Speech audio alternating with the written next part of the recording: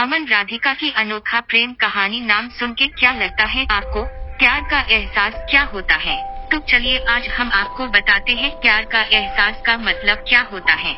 ये कहानी एक रईस परिवार की लड़की जिसका नाम राधिका है और दूसरी और एक मध्यम परिवार का लड़का जिसका नाम अमन है। दोनों एक दूसरे से बहुत अलग हैं, लेकिन क्या उन्हें एक दूसरे से प्यार हो पाएगा? चलिए जान लीजिए आप खुद ही। राधिका बचपन से एक आलीशान घर, गाड़ी और रहन सहन में पली बड़ी है।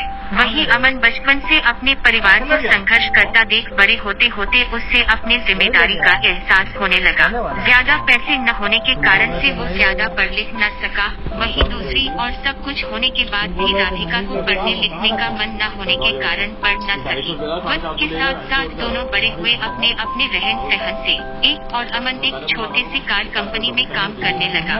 वहीं दूसरी और राधिका अपनी जिंदगी घूमने मस्ती में बिताने लगी। एक दिन आया जब दोनों का एक दूसरे से सामना हुआ। वो कुछ इस तरह हुआ कि एक दिन अमन एक कार को टेस्टिंग करने निकला था, वहीं राधिका अपने दोस्तों के साथ कार में घूमने निकली थी।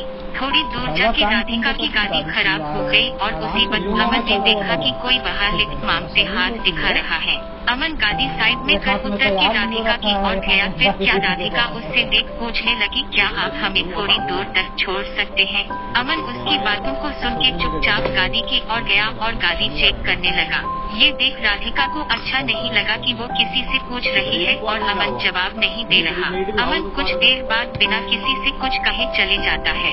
ये देख राधिका को कुछ समझ नहीं आया। तभी पीछे से आवाज आते हुए राधिका गाड़ी चालू हो गई, अंदर आ जा। ये सुन राधिका उससे शुक्रिया करने जाती, तब तक अमन निकल चुका था। राधिका फिर गाड़ी में बैठ चली गई। एक दिन आया जब राधिका का जन्मदिन था। वो हर साल की तरह अपने परिवार के साथ मंदिर गई। वहाँ उसने अमन को फिर से देखा। वो देखते ही उसके पास गई उससे उस दिन के लिए शुक्रिया कहने। ये सुन अमन ने उससे देख मुस्कुरा दिया। ये देख राधिका ने अमन से पूछा, क्या तुम बोल नहीं सकते? उस दिन भी मैंने पूछा था, तब भी कुछ नहीं बोले। आज भी जब मैं खुद आई तुम्हारे पास तुम्हें शुक्रिया कहने तो आज भी बस मुस्कुरा दिए और कुछ कहा नहीं। फिर अमन ने कहा कि मुझे देर हो रही थी, लेकिन मैंने वहाँ तुम्हें देखा कि तुम लिफ्ट मांग रहे थे, इसीलिए मैंने गाड़ी रोक के तुम्हारी गाड़ी ठीक करने चले आया। फिर दोनों के बीच बातें चलने लगी। फिर अमन को देर हो रही थी तो अमन ने कहा कि अब मुझे जाना होगा, मुझे ऑफिस के लिए लेट हो रहा है। जाते जाते अमन ने उससे दोस्ती की हाथ बढ़ाया, कहा कि क्या हम दोस्त बन सकते हैं? ये सुन राधिका ने कहा, मुझसे दोस्ती में हर किसी से दोस्ती नहीं करती।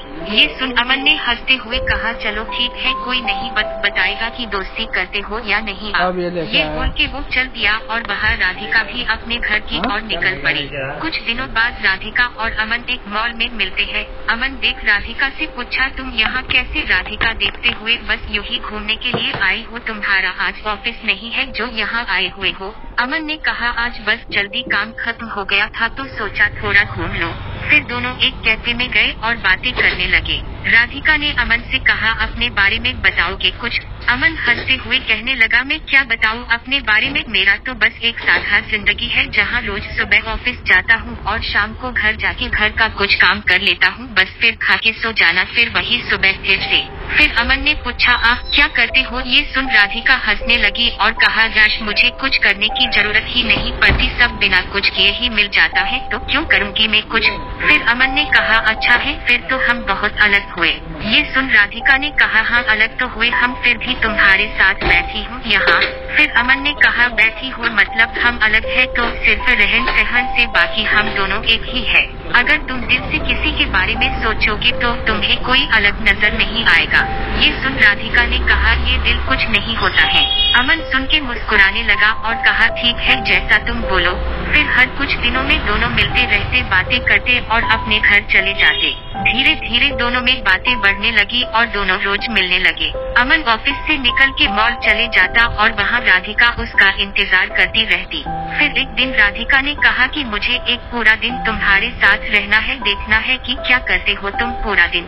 फिर एक दिन अमन का छुट्टी था ऑफिस का तो उसने राधिका को मिलने के लिए बुला लिया। फिर अमन हमेशा की तरह पहले मंदिर गया, फिर वहाँ से आने के बाद मैदान गया जहाँ छोटे छोटे बच्चे खेल रहे थे, वहाँ अमन उनके साथ खेलने लगा। फिर कुछ देर बाद अमन वहाँ से आश्रम गया जहाँ वो हमेशा लोगों को खाना खिलता, उनका कुछ देर देखभाल करता, फिर चले आता। फिर वहाँ से निकलने के बाद अपने घर आया और अपने माँ को बिठा के घर का बचा हुआ काम खत्म किया। फिर रात हो गई और उसने राधिका को घर छोड़ आया और कहा, ये रहता है मेरा छुट्टी का दिन और यही है मेरी आम जिंदगी, जहाँ जितना हो पता है उतना मैं करने की कोशिश करता हूँ। ये सुन राधिका बिना कुछ कहे चली गई और पूरी रात सोचती रही। ऐसे भी लोग होते हैं जहाँ अपना छोड़ दूसरे के बारे में इतना सोचते हैं। और एक में हूँ जो आज तक अपने माँ पापा की मदद तो दूर आज तक पूछा भी नहीं कि वो कैसे है, वो करते क्या है। ये सब सोच राधिका भावुक हो गई और अपने माँ के पास चली गई। उसने देखा माँ उसकी काम कर रही होती है। जैसे ही वो माँ पुकारती है, माँ वहाँ से क्या हुआ, कुछ चाहिए तुम्हें, बोलो। ये सुन राधिका और भावुक हो गई और माँ को कहते हुए, नहीं कुछ नहीं, बस यूं ही आई थी और वहाँ से चली गई। बस वो एक पल था जब राधिका को एहसास हुआ कि सच में दिल से सोचने वाले लोग होते हैं। फिर क्या मानो राधिका की दुनिया ही बदल गई। अगली सुबह वो पापा के पास गई और कहने लगी, आज से मैं भी आपके साथ ऑफिस जाऊंगी, मुझे भी आपके काम का बोझ उठाना है। ये सुन पापा सोच में रह गए कि क्या हो गया मेरी बेटी को आज इतने सालों बाद अचानक से ये ख्याल कैसे आया। और अंदर ही अंदर खुश भी हो रहे थे कि उनकी बेटी अब बड़ी हो रही है, अपनी जिम्मेदारी समझने की काबिल बन गई है। बस फिर शाम को हमेशा की तरह वो अमन से मिलने चली गई। बस फर्क इतना था, आज भी हमेशा वो घर से आती थी, आज वो ऑफिस से आई थी। ये देख अमन को खुशी हुई और उसने राधिका से पूछा, तो दिनों होता है न। ये सुन राधिका हंसने लगी और उससे माफी मांगते हुए उससे फिर से शुक्रिया कहा कि उसके वजह से आज वो अपने आप को पहचान पाई कि उसकी जिंदगी क्या थी और वो किसे समझ बैठी थी। तो अब आगे क्या बताऊँ आपको, आगे का तो आपको समझ आ गया होगा क्या हुआ रहेगा।